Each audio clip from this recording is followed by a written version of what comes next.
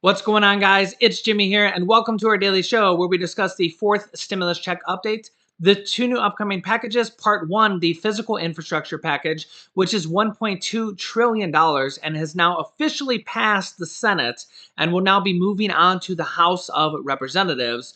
Although Nancy Pelosi, the Speaker of the House of Representatives, has said, wait a minute, we're waiting on part two, the next stimulus package, to pass in the Senate. And the Senate is now voting on the processes of part two, the next stimulus package, which has been announced at $3.5 trillion. And they're in the voting process of the next stimulus package, the American Families Plan, which the Democrats have announced at $3.5 trillion. Although the Democrats are kind of figuring out how that's going to go. We have two Democrats, Democratic Senator Joe Manchin and Kirsten Sinema. Da da da. That's kind of their theme song. Who are saying, we're not so sure about $3.5 trillion. They kind of do this every stimulus package. They did agree to the last stimulus package, and kind of ultimately they'll probably do so as well with this stimulus package. They did say yes to the first two votes. Remember, they kind of say yes with these voting processes. Remember, there's not just a single vote that they do on these processes. Remember, with the infrastructure package, there's kind of several votes along the way that kind of like lock in these kind of voting process. Think of it as like steps in the voting process to kind of ultimately pass, which they did, the part one infrastructure package. They have now locked in two votes of the next stimulus package. They've locked in two steps of the next stimulus package, which passed here within like the last 48 hours or so. Has it even been 48 hours already? Yeah, they have passed the first two steps of the stimulus package in the Senate with a 50 to 49 votes. All 50 Democrats voted yes. 49 Republicans voted no. If there was one Republican that's out sick, if all 50 Republicans were there, then the Vice President of the United States, Kamala Harris, would have stepped in for the tiebreaker vote to be the 51st vote to break the tie. So the only reason they can do this is because they're using the reconciliation process, which is kind of a special process that they can only use a few times per year to pass packages like this with only 50 to 51 votes, basically a simple majority in the Senate, instead of the normal 60 votes that they need.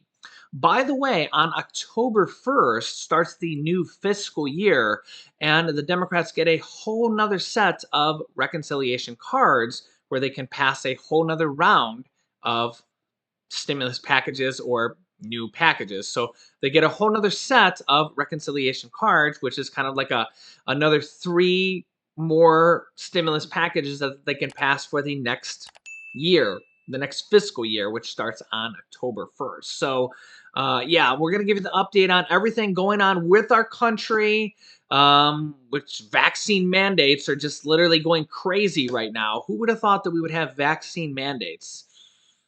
I don't know, maybe some of you did, but yeah, literally over the course of this last week or two, because of this new Delta variant, we literally have new vaccine mandates being announced like every day.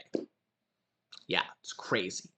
And like a month ago, we had like almost no cases per day. We were at like 5 to 10,000 new cases per day. And we almost thought that that it was over. We could see the light at the end of the tunnel. We're like, yeah, maybe this whole thing is gonna be over. And now it's like, nope, not gonna be over. Now we're like, it might not ever be over. So yeah, make sure to subscribe to the channel if you haven't yet. It's completely free to do so. I'll keep you up to date with what's going on with our country, what's going on with this freaking pandemic that is never going to end. Yep. And I'll keep you up to date with the stimulus that is probably going to go on forever as well, because the pandemic is never going to end. And they're going to pass this next stimulus package, which is going to be $3.5 trillion, or I don't know, maybe a little bit less, depending on what the negotiations end up with. Remember, the Democrats are going to pass this package on their own. So the Democrats only are negotiating with themselves, which is exactly how they passed the third stimulus check package, which ended up coming out at $1.9 trillion, which both Senator Joe Manchin and Kirsten Sinema ended up agreeing to it when all was said and done. By the way, Joe Manchin and Kirsten Sinema, dun dun dun, they both did the exact same thing with the third stimulus check package. They were both like, well, I don't know. We're not sure about this third stimulus check package either. And, it's almost like they need their palms greased a little bit. Yeah. Well, ultimately, when all was said and done, they both voted yes for the third stimulus check package, and they both actually voted yes for the first two steps of this next stimulus package. So they're going to vote yes eventually when all was said and done, but they're gonna need some convincing. They're going to need some convincing. So yeah, we'll see what that ends up with. But I'm going to give you the latest detail of everything that's going on here. So let's jump right in. Also, don't forget to hit the like button for us. It really helps out our channel, and I'll bring you guys the latest news. All right, let's jump right in. Okay, so yeah, things are getting bad out there. As you can see here, we're up to over 100,000 daily new cases and 100,000 people testing positive every single day across the United States on average. Yeah, some cases 160,000 cases or 170,000 cases per day across the entire United States. Yeah, it's getting bad out there. And then some very controversial vaccine mandates in multiple different areas. Corporate America doing a lot of these. As you can see here, let me zoom in here for you. More than a dozen large U.S. corporations, including Walmart, Google, Tyson Foods, United Airlines, have recently announced vaccine mandates for some or all of their workers. The U.S. reported a 7-day average of more than 108,600 new cases per day, up 36% from a week earlier, according to data from Johns Hopkins University. On Monday, U.S. District Judge Kathleen Williams ruled that Norwegian Cruise Line can defy a law, a state executive order signed by Florida Governor Ron DeSantis, and require that passengers leaving from the state show written proof of vaccination before they board ships starting on August 15th. Quote, we are pleased that the judge, Williams, saw the facts, the law, and the science as we did and granted the company's motion for a preliminary injunction allowing us to operate cruises from Florida with 100% vaccinated guests and crew, basically ruling against the executive order by the state governor of Florida. Meanwhile, New York City announced last week that it would be the first U.S. city to require proof of vaccination for a range of activities, including indoor dining, music, concerts, and gyms. California became the first state to mandate vaccines or testing for all teachers, school employees, Governor Gavin Newsom said. So again, they have mandated vaccines or weekly testing for all teachers and school employees for the state of California. Then Los Angeles became the second city, which is the second largest city in the country. Then voted 13-0 for their city council to then create a vaccine requirement following New York City for an indoor public spaces vaccine requirement.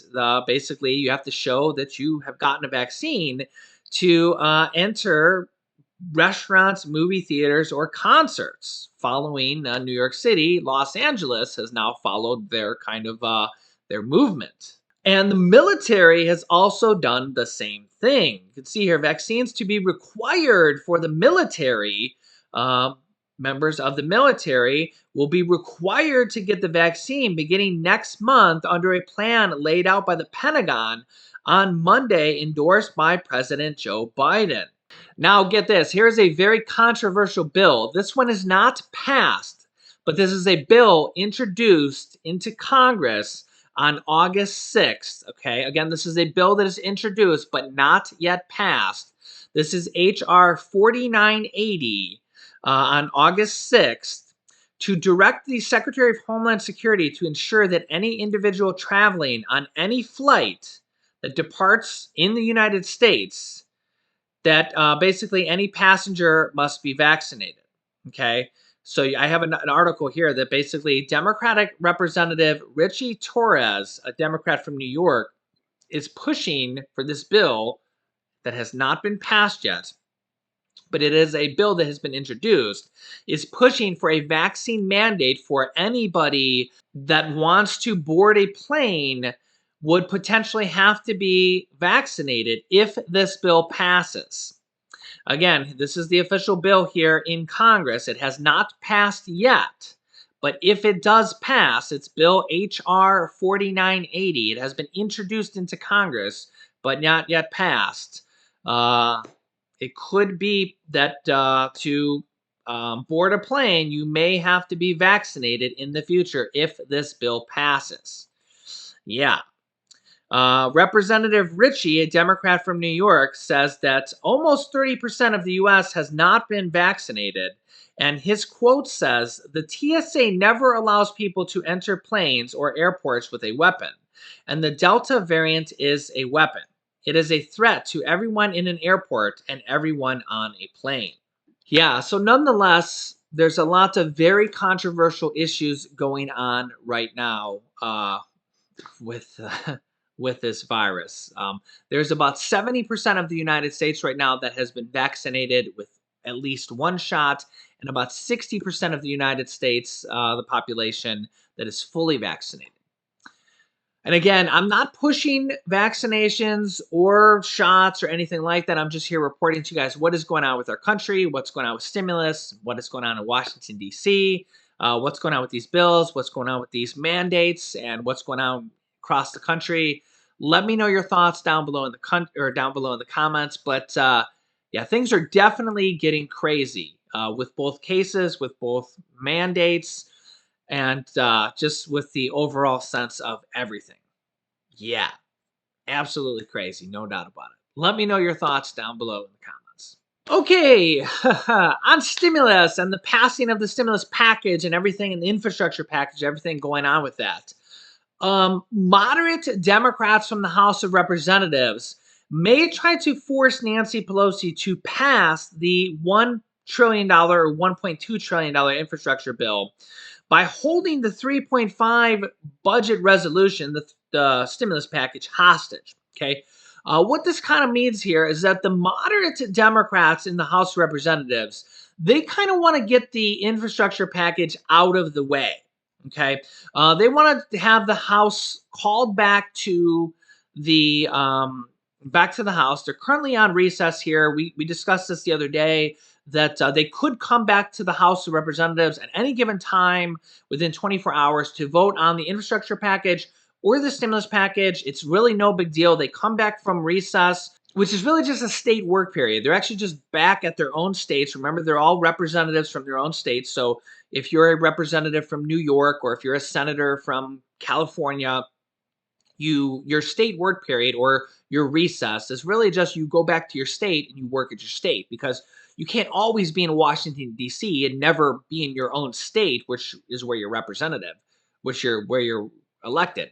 So they're currently back at their own states, working in their own states, working with their own people. So House Majority Leader Steny Hoyer said that they actually will be coming back to Washington, D.C.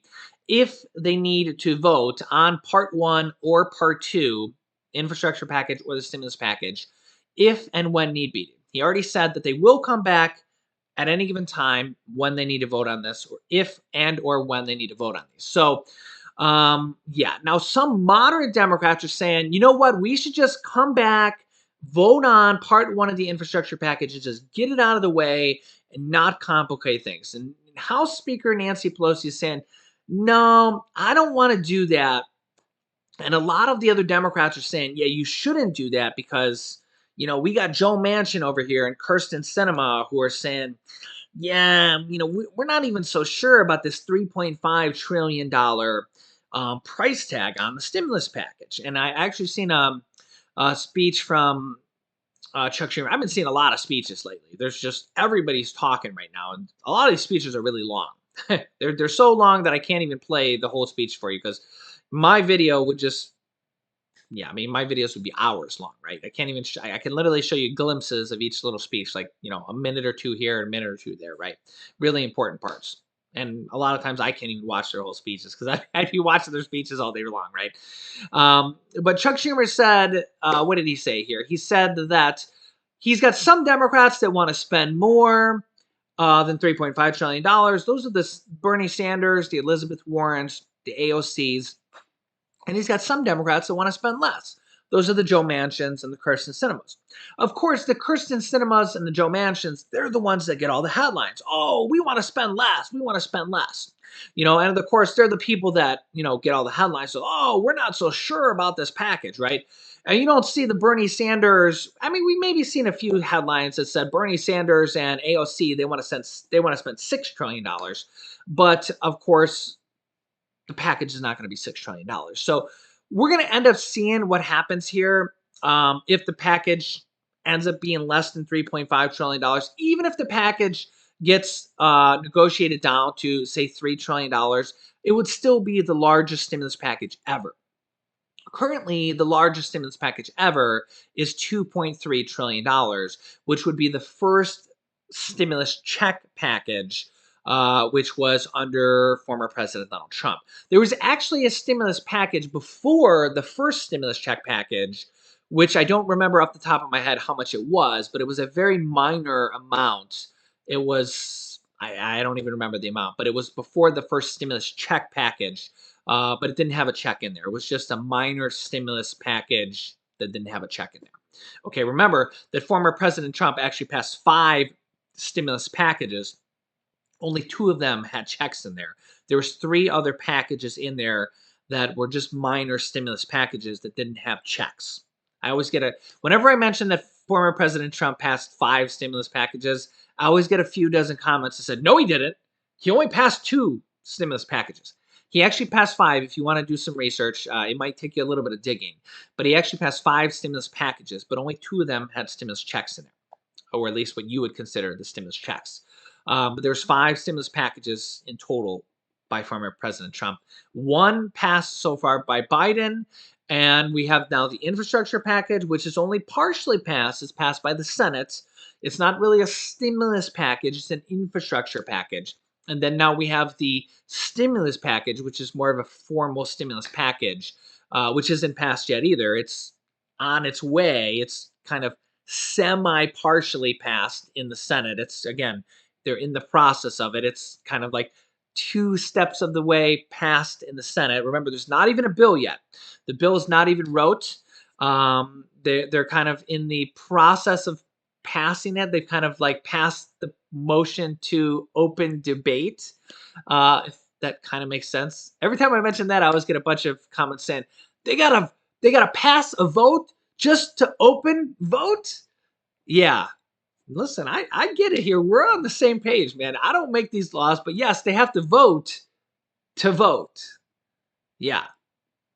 I don't know who made up these rules. I don't know. We're on the same page here, but yes, but they actually are in the process of this. And last night, they actually worked till like 5 or 6 a.m. Yeah, and I think I showed Chuck Schumer in the last video. I think he said he got like 2 hours of sleep. And not only him, but I think like all the senators. But yeah, they. Sometimes I actually wonder why they do that. Why? I don't think that they need to do that. Like, you should just cut it off at like a reasonable hour and then just resume the next day. Like, sometimes it's a little ridiculous that, like, some of these guys are in their 80s, right? Like, you don't need to stay there until 6 a.m. in the morning and then come back the next day. Like, somebody's gonna have a heart attack on the Senate floor. And don't forget that they've actually been there for like 21 days straight now, because they worked on Saturday and Sunday from like 2 or 3 weeks ago, and then they worked on Saturday and Sunday from last week, and now they're working till 6 a.m. Like, it's getting a little ridiculous. Now, I'm not like backing them up by any means, but they also got to be like a little bit reasonable here. So, again, I'm not backing them by any means, but they are actually like working on this stuff like a little bit overtime. So, I guess they're doing their job, maybe. So they are working on this overtime. So I guess they're going to get their overtime pay, but they don't actually get overtime pay. They just get their regular salary. Also, I'll give you a quick update on me. I've been getting a lot of you guys asking about me. If you don't know, I have vertigo, but it actually might be not vertigo. It's just kind of, I guess, a chronic dizziness called servogenic dizziness. I think that's the right word. I had a paper around here that I showed you guys the other day, but I've been going to physical therapy on it. Yeah, and it's kind of crazy because I've been going to this physical therapy vertigo special place. It's kind of the easiest way to think about it. It's called Balance Solutions. And it's really cool because they literally specialize in like pretty much people only like me. I've been suffering from I'm gonna call it vertigo, but it's basically dizziness. It kind of feels like my head's kind of spinning every day. I've been dizzy or like daily vertigo every day for like over 4 months. And they're like, oh yeah, we see people like you every day. So basically I've had vertigo every day for like over 4 months. But it's really cool because everything we've tried up to this point, I've been on multiple different medications, I've had brain scans and all sorts of stuff, and like nothing has worked. Nothing's even like done anything, right? I've been on like meclizine, I've had brain scans, and I'm on Topamax, and tried all these different things, right? The cool thing is that what they're doing is actually like working. So, and it's actually like a neck condition. And the cool thing is she can actually like the physical therapist can actually like press on my like C2 vertebrae, and she can actually like press on it and actually clear up my vision. Because again, my dizziness or my vertigo is mostly vision or almost all vision based. So like yeah, when I say like vertigo, it's like vision. Like I have blurry vision, kind of. If you can, it's like I'm kind of like it's almost like I'm kind of like it's hard to explain, right?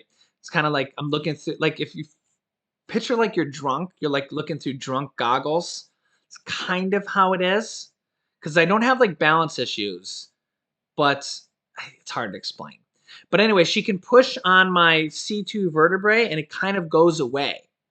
So it's weird. So I've gone like through 3 different therapies, but it's weird because like after the therapy, I can see really clear, but then like 12 to 24 hours later, I like I get worse. So it's like it's a process, right?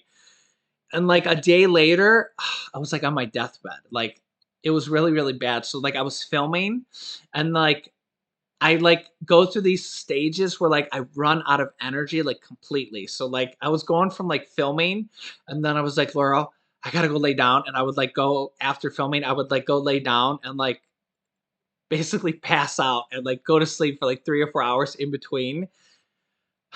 So, anyways, we're really optimistic because this is like the only thing that we've done where we even see some improvement or anything that's even working. So it's like a 6 to 8 week treatment process, and we're seeing some improvement. We're even seeing anything that works. So yeah, like I said, it's not like something where like you instantly flick a switch and you're like, you're cured. But like I said, I've been dizzy for like over 4 months every day, all day. Like I wake up, I'm dizzy all day, every day. It just never goes away. So it's really interesting that like she can press on my neck and like clear up my vision. So yeah, I just wanted to give you guys an update on that. That like it's really cool, but it's not an instant process because I get after these treatments, it's weird because like the dizziness, it's like afterwards I have really, really bad fatigue because it's like I go through this process where like the dizziness is afterwards it kind of gets worse. I, like I said, it's really hard to explain. But your mind is kind of like trying to battle the dizziness. So after the dizziness, it's kind of when it gets worse, the fatigue gets really, really bad because I'm your mind is trying to compensate for it, and I like get exhausted from trying to battle the dizziness, if that makes sense. Let me know if you're kind of following me here because I'm exhausted just thinking about it. But anyways, I just wanted to kind of update you guys about it because I know a lot of you guys have been following my journey and I kind of feel like there's a light at the end of the tunnel. And it's still going to be a process because I'm only like 3 treatments in. I'm only basically like a week in. And we're talking like a 6 to 8 week process if everything even goes as planned. But it's a whole lot better than like being dizzy forever. So anyways, I'll keep you updated on my journey and my wife's journey. My wife has a kidney disease called MSK. We're hopefully gonna find a cure for her as well at some point. Also, we're gonna set up a YouTube channel for my son Julian. A lot of you guys have been asking about him. We bring him on from time to time too. We're just gonna set up a channel for him. I'm not gonna be uploading for him every single day or anything like that. But like we went to the zoo the other day, and it's super easy to just basically film him. We're gonna have a channel for him called Julian's Adventures, but it's really easy to basically just film him. So it's super easy, but it's gonna be, I don't know, maybe once a week or something like that. But it'll be really easy because I've literally had like thousands of you guys comment saying, make him a YouTube channel. So I don't know, maybe one day he'll be a YouTube star and have 1 billion people following him or something like that. But yeah, we're gonna be setting that up here because I've had a lot of you guys asking about that. But yeah, that's kind of our life in a nutshell. So I'll keep you updated on that, as well as everything going on in stimulus and what's going on in our lives and what's going on in the US. So that's it. Thanks for following. I'll keep you up to date with everything. Make sure to subscribe. It's completely free. And that's it. You can click this video here to watch my newest stimulus check update, and I'll keep you updated with everything. And I will see you in the next video.